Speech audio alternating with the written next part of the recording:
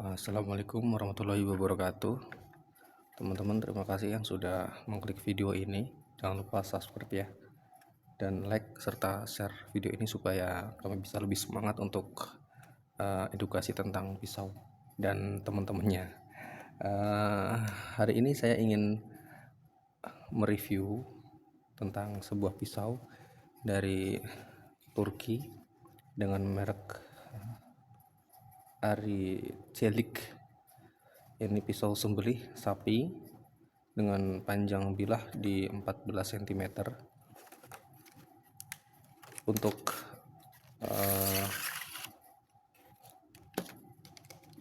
gagangnya ini terbuat dari kayu fenge yang pengerjaannya itu, kalau orang Turki itu menurut saya rapih ya, terus di genggaman tangan itu sangat pas gitu. Jadi nggak yang asal bikin lekukan, tetapi memang lukanya itu kelihatannya aja kalau dilihat itu asal lekukan ya, tetapi kalau pas dipegang itu pas. Dipegang seperti ini enak, dipegang untuk seperti ini juga nyaman. Nah, bahannya ini dari stainless N6. Kebanyakan pisau Turki memang katanya sih pakai baja itu ya. Ada lagi yang biasanya pakai T5 gitu ya. Kalau di Indonesia sih belum nemuin ya saya bahan N6 itu seperti apa, belum. Nah, yang saya akan tekankan kepada teman-teman yang nonton video ini bahwa spesialnya untuk pisau Turki itu adalah dimana dia ini yang saya pernah jumpain ya, itu untuk matanya itu justru tidak mengkilap teman-teman ya.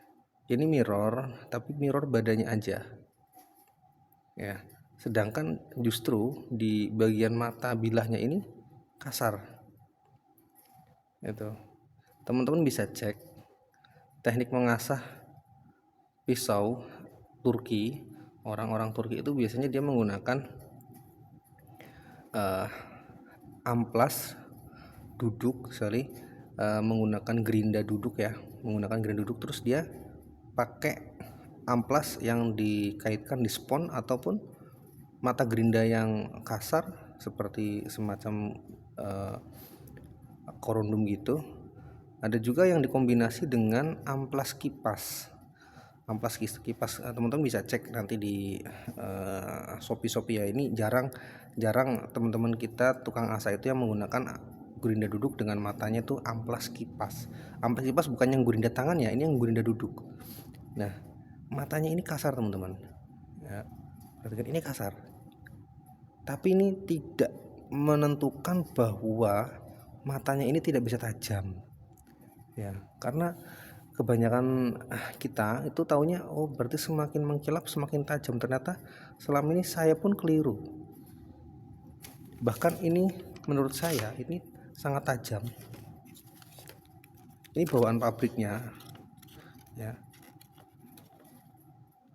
perhatikan teman-teman tuh, dia sekali tempel itu langsung masuk di kertas itu, langsung ngunci, nggak licin. Nah, memang suaranya itu sedikit agak kasar, tetapi bukan berarti ini berat. Ini sangat ringan teman-teman, ringan sekali.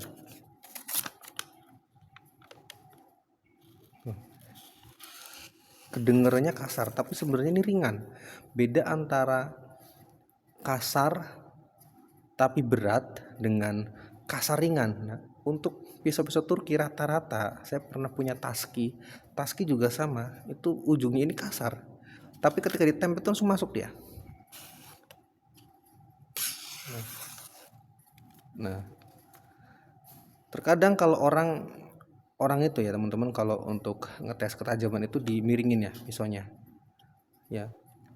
Coba deh kalau untuk bener-bener tajam itu dibuat lurus seperti ini, vertikal.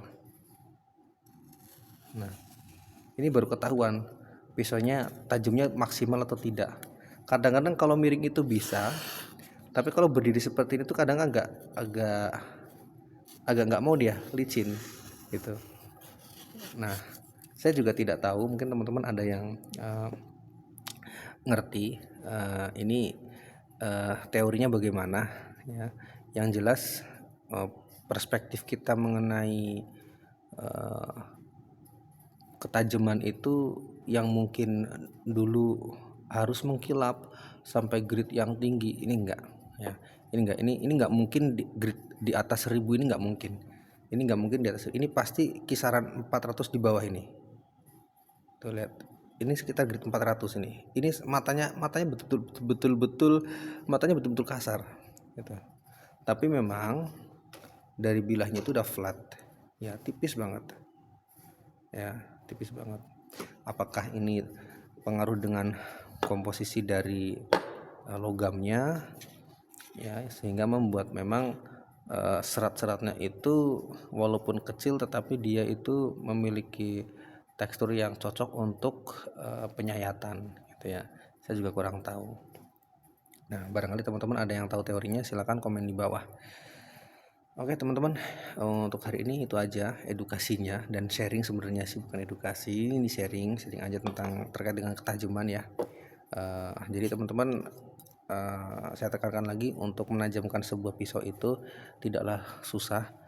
Sekarang jangan terlalu terpaku dengan gimmick, pakai batu yang mahal dengan ongkos asah yang mahal gitu. Tetapi sebenarnya dengan menggunakan alat-alat yang sebenarnya itu mempermudah kita bisa mendapatkan ketajaman yang maksimal dengan waktu yang sangat cepat gitu ya. Jadi sebenarnya kalau memang bahannya bagus ya, artinya bahan bagus itu standar lah. Kalau baja per, baja limbah itu untuk digunakan untuk diasah itu sebenarnya untuk tajam banget itu bisa, bahkan mudah, tergantung wawasan kita mengenai tentang asah mengasah bilah gitu. Jadi jangan terpengaruh dengan gimmick, mengasah ini harus pakai batu yang mahal, ini kalau nggak batu yang mahal ini nggak bakal tajam, ini nggak kena di kulit, nggak seperti itu ya. Yang penting feeling kita tahu bahwa ini tuh tajam gitu. Terima kasih teman-teman. Jazakumullah khairan. Wassalamualaikum warahmatullahi wabarakatuh.